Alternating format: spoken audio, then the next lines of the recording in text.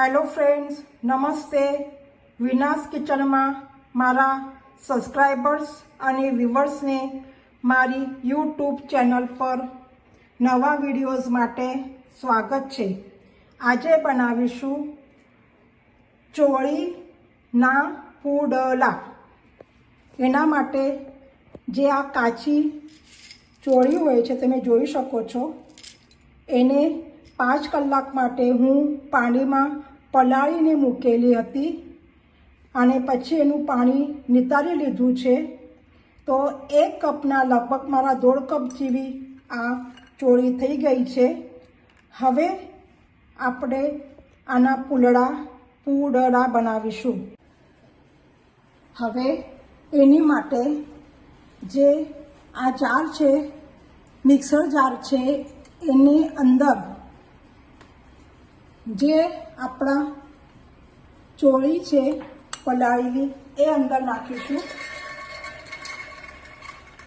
Mixer જારની અંદર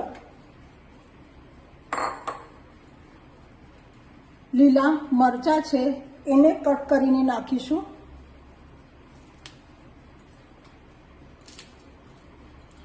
અદરક છે એને કટ કરીને નાખીશું.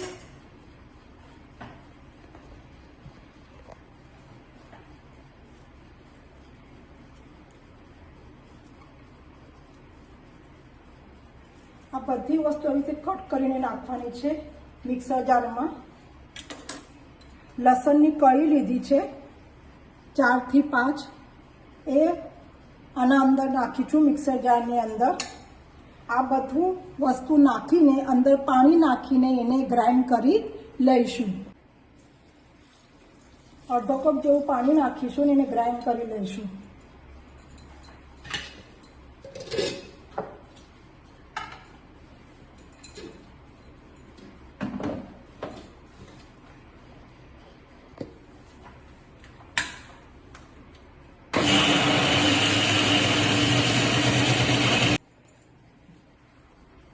તમે જોઈ શકો છો આપણું ગ્રાઇન્ડ થઈ ગયું છે.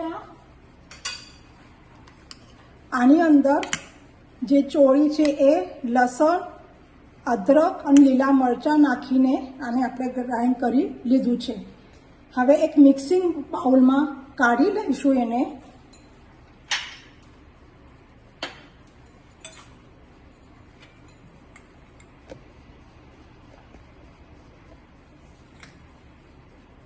તમે જોઈ શકો છો આપણે એક મિક્સિંગ બાઉલમાં આ કાઢી લઈશું.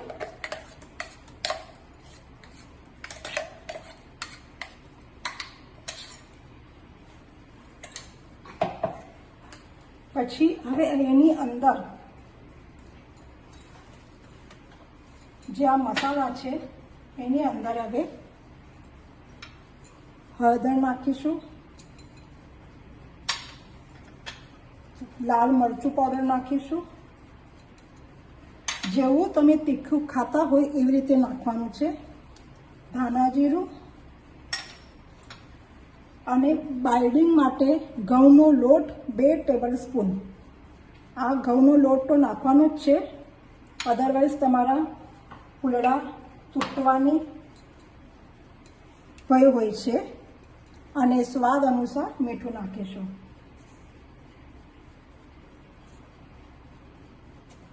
આ બધું જ નાખીને હવે હું એને એક વખત હલાવીશ અને અંદર પાણી નાખી દઈશ. એક વખત બધું હવે મિક્સ કરવાનું છે.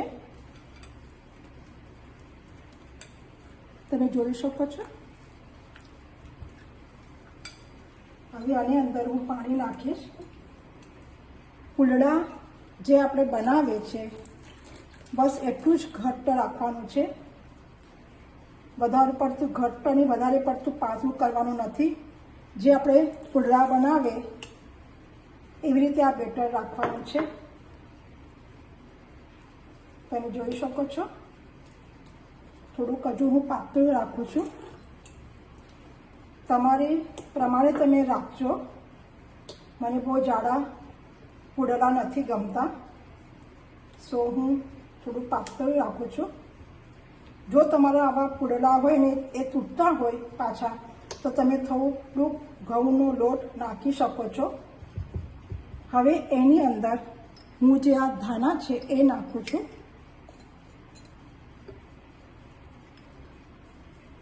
હવે આ બરાબર બધું મિક્સ કરીને ગેસની ફ્લેમ ઉપર તાવી મૂકીને તમે એને બનાવી શકો છો. આપણું બેટર તૈયાર થઈ ગયું છે. આ ખાવામાં બહુ સરસ લાગે છે. જો તમને આ રેસીપી ગમે તો તમે લાઈક, શેર, સબસ્ક્રાઈબ અને બેલ આઇકોનને દબાવો, જેથી નવા વિડીયોઝ તમને મળતા રહે. તમે જોઈ શકો છો હું ગેસની ફ્લેમ ઉપર તાવી મૂકી દીધી છે. હવે એનામાં થોડુંક આપણે તેલ નાખીશું.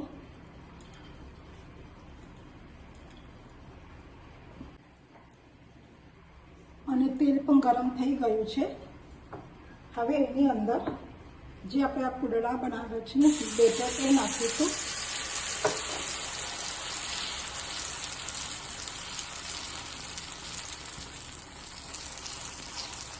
પછી એને આવી રીતે થોડુંક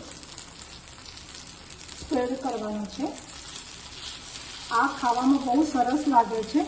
તમે ચોક્કસ એક વખત આ ટ્રાય કરશો.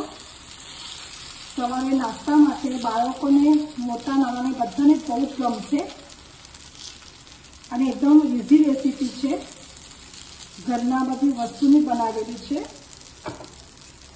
પછી આની પાછળ નાખ્યા પછી એક વખત તેલ થોડુંક નાખી દેવાનું અને એના ઉપર ઢાંકણ મૂકવાનું છે. ગેસની જે ફ્લેમ છે એ મીડિયમ કરી દેવાની.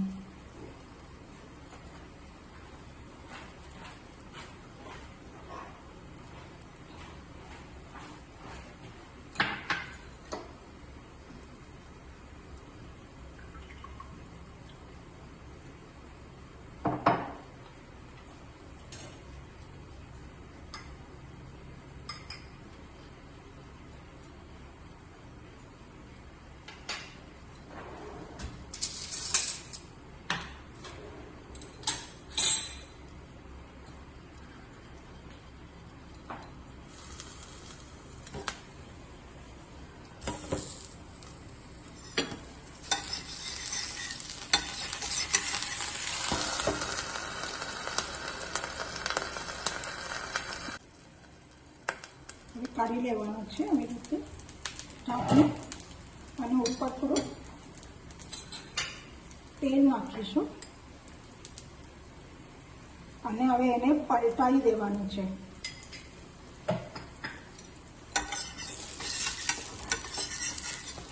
તમે જોઈ શકો છો આ ખાવામાં બહુ મસ્ત લાગે છે. તમે ચોક્કસ એક વખત ટ્રાય કરશો.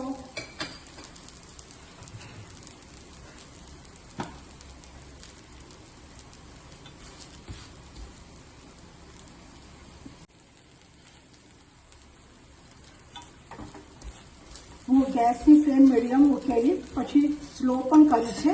એટલે મીડિયમ સ્લો કરતું રહેવાનું છે. પૂરા થઈ ગયા છે, તમે જોઈ શકો છો. હવે એક ડીશમાં આપણે કાઢી લઈશું.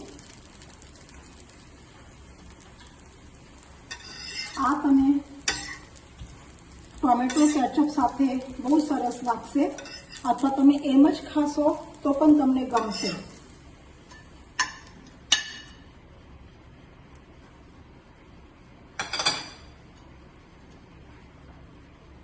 જોઈ શકો છો તમે. હવે આપણે બીજું કરીશું. તેલ નાખીશું આના અંદર.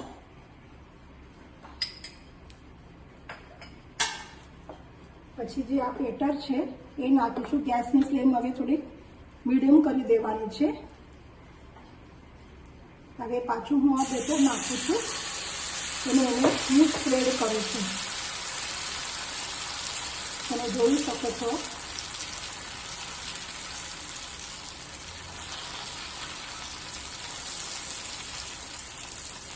હવે આના ઉપર ઢાંકણ મૂકી દેવાનું છે.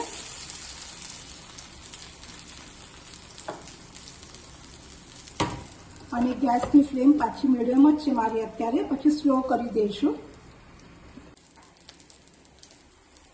હવે ઉપરથી એને પલટાવવાનું છે, એટલે ઉપરથી થોડુંક તેલ નાખીશું અને એને પલટાવી લઈશું.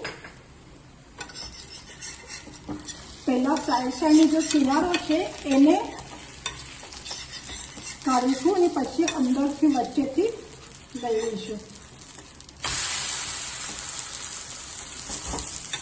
વાહ, બહુ સરસ લાગે છે. આ રેસીપી મને પોતાને બહુ ગમે છે. હું હંમેશા કરતી રહું છું મારી માટે.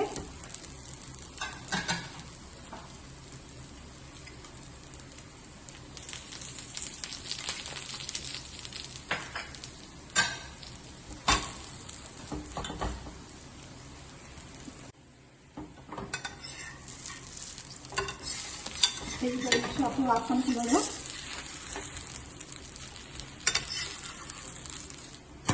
જોઈ શકો છો તમે.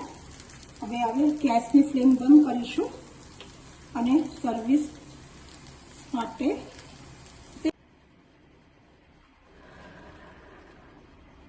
Thank you for watching. ખુશ રહો, આનંદમાં રહો, મસ્તીમાં રહો અને ખાતા રહો.